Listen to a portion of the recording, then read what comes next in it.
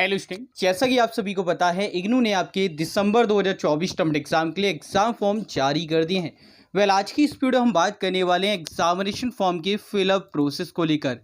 Step by step आपको बताऊंगा कैसे एग्जाम फॉर्म आपको फिल करना है, पूरा प्रोसेस आपको बताने वाला हूं। साथ ही साथ हम बात करेंगे क्या बिना असाइनमेंट दिए आप एग्जाम फॉर्म फिल कर सकते हैं या फिर नहीं। साथ ही साथ एबीसी आईडी के बारे में हम बात करने वाले हैं, जो एकेडमिक बैंक ऑफ क्रेडिट रहने वाला है। क्या ये कंपलसरी है या फिर नहीं, क्या विदाउट एबीसी आईडी आप एग्ज़ाम दे पाएंगे या फिर नहीं। आज की इस वीडियो में हम डिटेल में बात करने वाले हैं। इस वीडियो को एंड तक जरूर से देख लेना। साथ ही चैनल पहली बार आए हो, मेक श्योर आप चैनल को जरूर से सब्सक्राइब करें, पहले आइकन दबाएं ताकि लेटेस्ट अपडेट आपको सबसे पहले मिलती रहे। आज स्टूडेंट बात करते हैं कि करके सभी पॉइंट्स पर। फर्स्ट ऑफ ऑल बात करते हैं एग्जामिनेशन फॉर्म के लिंक के बारे में। आपको इग्नू की मेन वेबसाइट पे आना है, ignu.ac.in। इस पर आपको अलर्ट सेक्शन में link for online submission of examination form for December 2024 term exam मिल जाएगा, जो कि ODL एंड ऑनलाइन प्रोग्राम के स्टूडेंट्स के लिए रहने वाला है। अब आपको इस पर क्लिक करने के बाद आप इस पेज पर आएंगे। यहाँ पे आपको डिटेल मिलेगी कि भाई कौन कौन से स्टूडेंट इन एग्ज़ाम में अपेयर हो सकते हैं। तो यहाँ पे मैं क्विकली आपको बता दूं कि वो सभी स्टूडेंट जिनका न्यू एडमिशन जनवरी 2024 सेशन के अंदर हुआ है बैचलर या मास्टर डिग्री में, तो आप सभी एग्ज़ाम में अपेयर हो सकते हैं। इसके अलावा डिप्लोमा या पीजी डिप्लोमा प्रोग्राम के स्टूडेंट जिनका एडमिशन जनवरी 2024 में हुआ, तो आप भी एलिजिबल हैं। इसके साथ ही सर्टिफिकेट प्रोग्राम के ऐसे स्टूडेंट जिनका एडमिशन जुलाई 2024 सेशन में हुआ है, तो आप लोग भी फर्स्ट सेमेस्टर के लिए एलिजिबल हैं इन एग्ज़ाम में अपेयर होने के लिए। इसके साथ अगर आपकी बैकलॉग है, आप लोग बैकलॉग एग्ज़ाम भी इन एग्ज़ाम में अपेयर कर सकते हैं, आप लोग इजीली अप्लाई कर पाएंगे। चलिए अब बात करते हैं स्टेप बाय स्टेप कैसे आपको एग्ज़ाम फॉर्म फिल करना है। तो फर्स्ट ऑफ ऑल आपको सिंपली स्क्रॉल करते हुए नीचे आना है। इसके बाद में यहाँ पे आपको डिक्लेरेशन का ऑप्शन मिलेगा, इस पर आपको क्लिक करना है। उसके बाद proceed to fill online exam form पे आप क्लिक करेंगे। उसके साथ ही आप आ जाते हैं इस पोर्टल पर। इसमें आपको इनरोलमेंट नंबर एंटर करना है अपना। इनरोलमेंट नंबर एंटर करने के बाद आप प्रोग्राम कोड सेलेक्ट करेंगे। जो भी आपका प्रोग्राम कोड है वो आप यहाँ पे सिलेक्ट कर लेंगे। उसके बाद में आपको रीज़न सेलेक्ट करना है, जैसे दिल्ली NCR या फिर आपको जो भी रीज़न है आप सेलेक्ट कर सकते हैं। उसके बाद में आपको कैप्चा फिल करना है। कुछ इस प्रकार से आप लोग कैप्चा फिल कर लेंगे और उसके बाद में सबमिट पर यहाँ पर आप क्लिक करेंगे। सबमिट करते ही आपके सामने कुछ इस प्रकार से पोर्टल ऑन हो जाता है, जिस पे आपकी बेसिक डिटेल होती हैं और इन डिटेल्स को हम समझेंगे कि कौन कौन सी मैंडेटरी है आपके लिए फिल करना, क्या क्या रिक्वायर्ड है और क्या स्किप किया जा सकता है, यानी कि ऑप्शनल है।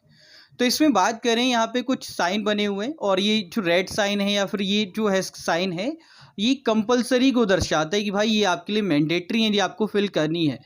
इसमें अगर बात करूं तो एक ही चीज़ ऑप्शनल छोड़ी गई है, वो है आधार नंबर। आपकी मर्जी है, आप देना चाहते हैं दे सकते हैं, अदरवाइज़ कोई इंपॉर्टेंट नहीं है।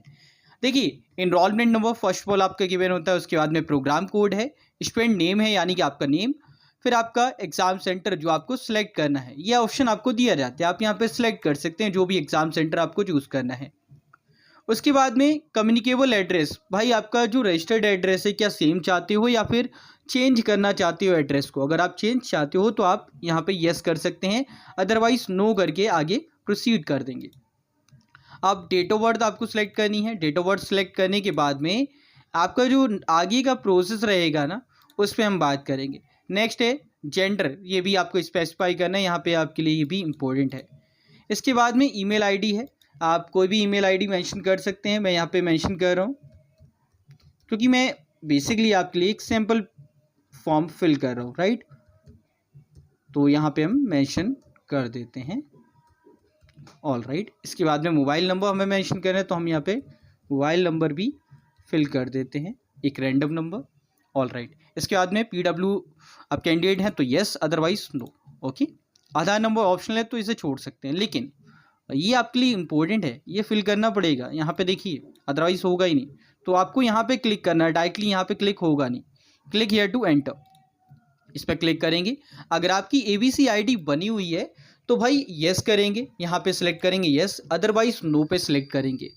और देखो, दोनों के प्रोसेस में आपको बता दूँ, अगर आप येस करते हैं तो आपको 12 डिजिट जो अपार आईडी या एबीसी आईडी आपकी जनरेट हुई है वो मेंशन करनी होगी। अगर नो पे क्लिक करते हैं तो आप आधार नंबर और जो रजिस्टर्ड मोबाइल नंबर है उससे जनरेट कर पाएंगे।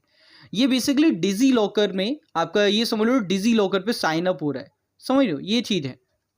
यहाँ पे आप येस करेंगे और मैं यहाँ पे मेंशन करके दिखाता हूँ, जैसे एक रैंडम नंबर, ठीक है, सबमिट कर देंगे। अब आगे का आगे प्रोसेस है सब्जेक्ट कोड सेलेक्ट करना। अब देखिए यहाँ पे सब्जेक्ट कोड हम सेलेक्ट करेंगे और यहाँ पे एक और बात मैं आपको बता दूँ, अगर आप गलती से गलत कोड सेलेक्ट कर लेते हैं, लेट्स सपोज आपने ऐसे पेपर सेलेक्ट कर लिए जिनका आप ऑलरेडी एग्जाम दे चुके हो, तो यहाँ पे क्लियरली मेंशन हो जाए कि भाई ये कोर्सेज ऑलरेडी आप पास हो इनमें, ठीक है। तो यहाँ पे हम सब्जेक्ट सेलेक्ट कर लेते हैं जिनकी एग्ज़ाम देनी है। अब आप में से काफ़ी स्टूडेंट का सवाल होता है कि असाइनमेंट सबमिट करना कंपलसरी होता है एग्ज़ाम फिल करने के लिए या एग्ज़ाम अपेयर करने के लिए, तो नहीं, असाइनमेंट आप बाद में भी दे सकते हो या पहले भी दे सकते हो, कोई इशू नहीं है।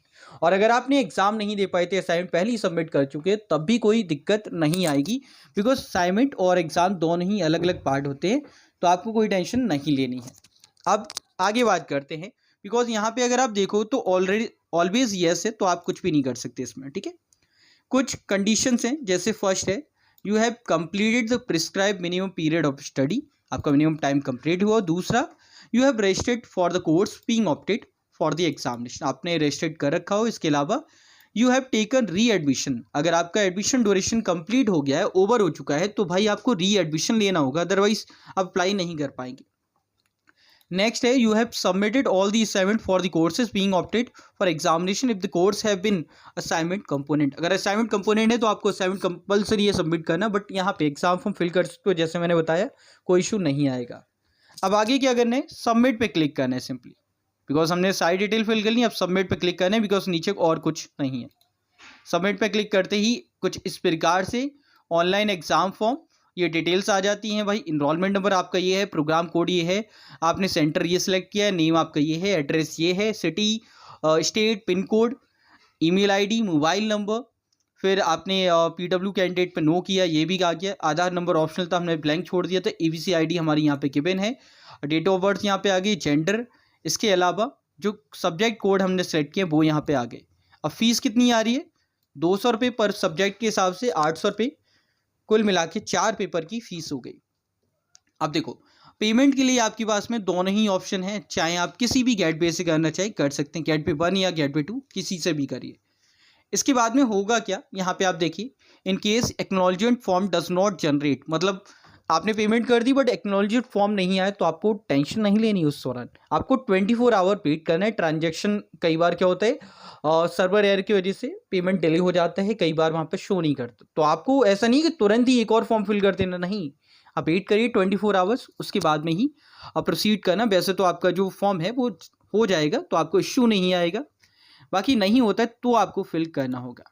ओके, अगर आपको फिर भी डिफिकल्टी आती है तो आप इस वाली ईमेल आईडी पर tamilexam@ignou.ac.in पर ईमेल करेंगे with your enrolment number, programme code, course code and transaction reference number, जो आपने पेमेंट की उसके ट्रांजैक्शन रेफरेंस नंबर आएगा, उसके साथ में आपको ईमेल करना है। आपकी जो प्रॉब्लम है वो रिसॉल्व हो जाएगी। तो ये करने के बाद में आप पे नाउ पे क्लिक करेंगे, गेट पे सिलेक्ट करने के बाद में पेमेंट 1 से करना है, 2 से करना है, पे नाउ पे सिलेक्ट करेंगे। पे नाउ पे करने के बाद में आपकी डिटेल्स आएंगी और यहाँ पे पे का ऑप्शन आएगा, पे नाउ का, ठीक है।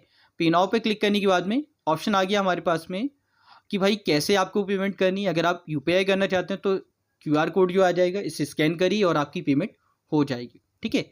और ये नंबर जो हमने फिल किया है वो वाला आ गया, ईमेल आईडी आ गई, ठीक है। यहाँ पे गिवन आ रहे, हमें क्या करना है, एप्लीकेशन यहाँ पे देखिए यूपीआई या मोर, इस पर जाएंगे, नंबर यहाँ पे एंटर करना पड़ेगा या फिर स्कैन करके पेमेंट कर सकते हैं, ठीक है। जैसे ही आप पेमेंट कर देते हैं यहाँ पे सक्सेसफुली आ जाएगा, तो ये चीज़ रहेगी जो आपको करनी है। इसके बाद में नेक्स्ट प्रोसेस जो आपको करना है वो टमेट एग्ज़ाम फॉर्म पे आना है। नीचे आपको एक ऑप्शन मिलेगा जो कि है आपका examination form payment if already generated. आपको enrollment number, date of birth fill करके सबमिट करना है, आपकी डिटेल्स शो हो जाएंगी, ठीक है।